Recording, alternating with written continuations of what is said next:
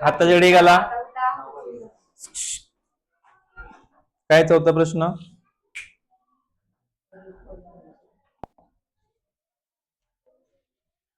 चौथा जो प्रश्न आहे, डायग्नोस ऑफ रोम्बस काय, एक 20 आहे आणि एक 21 आहे.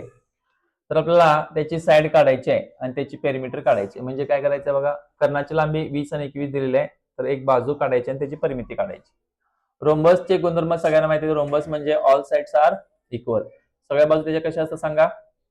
सेम असतात. इथं घेऊया आपण ए बी सी डी. चला, सगळ्या बाजू याच्या काय झाल्या? समान झाल्या. सगळ्या बाजू समान झाल्यानंतर आतले जे कर्ण आहेत ते काय करतात? परस्परांना कुठे दुभागतात? काटकोनात दुभागतात. Diagonals are perpendicular bisect to each other. आणि याच्या ऑल साइड काय झाल्या? इक्वल झाल्या. एक कर्ण किती तुमचा? 20 आहे आणि एक कर्ण कितीचा आहे? 21 आहे. मग 20 म्हटल्यावर हा जर आपण 20 घेतला तर इथं झालं 10, इथं झालं 10. किती झालं सांगा? 20 चं निम्म किती झालं सांगा? 10 10. आता 21 चे निम्म किती होणार आहे? 21 चे निम्म, 21 चे निम्म किती होणार आहे? 10.5 आणि इकडे काय आलं? 10.5 झालं. आता याला आपण दोन रूल वापरायचे. पहिला रूल हे 20 चे निम्म 10 का झालं आणि 21 चे निम्म 10.5 आणि 10.5 का झालं. मग पहिली ओळ आपण काय लिहिणार सांगा?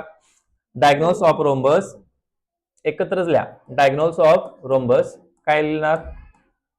Diagnose of rhombus perpendicular bisectors. Perpendicular, अरे काय डबल किती लिहिलं? Diagnose of rhombus perpendicular bisectors. Perpendicular काय ते? बायसेक्ट. मराठीमध्ये समभुज चौकोनाचे कर्ण परस्परांना काय करतात?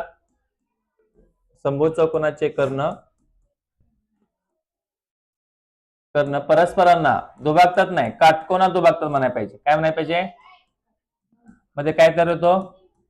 काटकोनात दुभागतात. ते कसे दुभागतात? काटकोनात दुभागतात. बघा, आता काटकोनात दुभागलेले आहे म्हणजे ह्याचे दोन रूल तयार. इथं कुठला तरी एम पॉइंट मध्ये घेऊया आपण. AMD अँगल AMD किती होणार? AMD 90 होणार. किती होणार सांगा? 90 होणार. आणि आपल्याला आणखी काय लिहायचं यामध्ये? AM MC. बघा, लेंथ AM आणि MC किती झाले? निम्मे निम्मे झाले. लेंथ AM आणि MC निम्मे निम्मे झाले. कुणाचे निम्मे झाले? AC च्या. कुणाचे निम्मे झाले? AC. चला, आपण लेंथ AC किती घेतलाय? 20 आहे. आणि लेंथ BD किती आपला? 21 घेतलाय आपण. किती आहे? 21 सेंटीमीटर आहे हा. मग मला सांगा AC आपल्याकडे किती? 20 आहे. 20 च्या निम्म किती होणार? 20 च्या निम्म 10 सेंटीमीटर झाला आपला हा. चला पुढे घ्या. आता आणि कुठला निम्मा झाला आपला? DM आणि MB. लेंथ DM आणि तो पण निम्मे निम्मे झालेत. कुठे बघा? DM एवढा आणि MB एवढा. तो पण निम्मा निम्मा आहे. कुणाचा निम्मा आहे? BD च्या निम्मा आहे. पण BD आपल्याकडे किती दिलाय? 21 आहे. तर 21 च्या निम्म किती होणार मग? 10.5 10.5. हे आपण लिहिलं इथं. अगोदर आपण डायरेक्टच केलं. हे अशा भाषेत लिहावं लागतं ते. चला पुढे काय करायचं होतं आपल्याला? ऑल साइड्स ज्या काय आहेत ती पण ओळ ऍड करूया आपण. जरा इथं वेगळी कलर घेऊया कुठला तरी काळा घेऊ. हा बघा, आता लक्ष द्या. काय सांगितलं आता परत? In a triangle. In a triangle काय आहे बघा? AMD. कुठला? एक ट्रायंगल घेतला मी AMD मध्ये. चला, AMD मध्ये काय काय दिसते आपल्याला सांगा आता? AMD मध्ये मला किती दिसते? AM किती आहे माझ्याकडे? 10 आहे. लेंथ AM किती आहे? 10 सेंटीमीटर आहे. बघा इथं AM किती आहे? 10 सेंटीमीटर. आणि परत DM किती आहे? लेंथ DM किती आहे? 10.5 आहे. आणि अँगल जो AMD आहे, अँगल AMD किती आहे? 90 डिग्री आहे. किती आहे सांगा? 90 डिग्री आहे. इथे लिहायचं बाय पायथागोरस थेरम. कुठला थेरम वापरला आपण?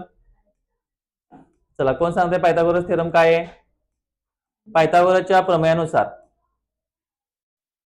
पायथागोरसच्या प्रमेयानुसार. पायथागोरस थेरम का वापरायचा आपल्याला? कारण आपल्याला बाजू काढायची. आपल्याला कुठली बाजू काढायची? एडी काढायची. आपल्याकडे दोन भिंती आहेत, एम आणि डीएम आहे, तर आपल्याला एडी कर्ण काढायचं. काय काढायचं आहे? पायथागोरसच्या प्रमेयानुसार. पायथागोरसच्या प्रमेयानुसार. चला, काय पायथागोरसचं प्रमेय? कर्ण वर्ग. बरोबर. चला, कर्ण कुठला असतो? 90च्या समोर काय असतो? कर्ण असतो. मग इथे लिहायचं एडीचा स्क्वेअर इज इक्वल टू, इकडची भिंत कुठली? एम चा वर्ग अधिक एमडी किंवा डीएम चा वर्ग. चला, किमती ठेवा. एम किती आपल्याकडे? 10. 10 चा वर्ग किती होतो सांगा आता? आणि 10.5 चा वर्ग किती होतो? 10 चा वर्ग 100 आणि 105 गुणिले 105 साईडला करा आणि गुणाकार सांगा मला. पटकन गुणाकार सांगा. आवरा. चला, आपला गुणाकार किती आला बघा? 110.25 आला. आता एवढा येते. पॉईंट काय घेतला मी सांगा? एका पॉईंटचे किती होतात तिथं? गुणाकारामध्ये वरचे पॉईंट खालचे पॉईंट सगळ्यांची बेरीज करायची. किती घर सोडून पॉईंट आहेत? 2. 2 घर सोडून आपण पॉईंट दिला. म्हणजे इथं झालं 110.25. तर दोघांची बेरीज करायची. पहिला ह्या संख्या एकत्र करा. पॉईंट वेगळा ठेवा. पॉईंट 25 वेगळं ठेवायचं. 100 आणि 100 काय झाले? 210. 210 झाले बघा. आता हा कुणाचा वर्ग आहे? कसं काढायचं? आयडिया काय लावायची बघा. चला, बेरीज किती आली आपली? 210.25. आता बघा, 210 इथं लिहितो मी आणि 25 येतो. 25 कुणाचा वर्ग आहे? 5 चा. 210च्या जवळपासची संख्या वर्ग संख्या कुठली? 196. 196 कुणाचा वर्ग आहे? 14 चा. आणि हे 5 यात मिक्स करायचं. इथं 145 आणि एक सोडून पॉईंट. 14.5 आलं बघा सेंटीमीटर. काय काढला आपण इथं? स्क्वेअर रूट काढला त्याचा. काय काढला? परंतु आपल्याला ही साईड मिळाली बघा. आता काय मिळालं आपल्याला? बाजू मिळाली, साईड मिळाली आपल्याला. एक बाजू मिळाली. तर आपल्याला पेरिमीटर काढायचे. काय काढायचे? काय काढायचे सांगा? पेरिमीटर. पेरिमीटर कशी काढायची असते? बेरीज करायची सगळ्याची. पेरिमीटर. पेरिमीटर म्हणजे परिमिती. पेरिमीटर म्हणजे काय सांगा? परिमिती काढायची, सगळ्यांची बेरीज करायची. 14.5 किती वेळा घ्यायचं? किती वेळा येणार? 4 वेळा. कारण सगळ्या बाजू कशा आहेत आपल्या? सगळ्या बाजू कशा आहेत? सेम आहेत. मग 14.5 14.5 किती वेळा घेणार? 4 वेळा. म्हणजे 14.5 गुणिले 4 करायचं डायरेक्ट. किती करायचं? 4 पंचे 20. अच्छा, किती आले? 2. 14 चोक 56. 56 57 58 आणि एक घर सोडून पॉईंट. म्हणजे तुमचं उत्तर किती आलं? 58 आलं. 58 सेंटीमीटर. 2 उत्तर आहेत तुमचे. एक हे 14.5 आणि हे 58. चला, लिहून घ्या.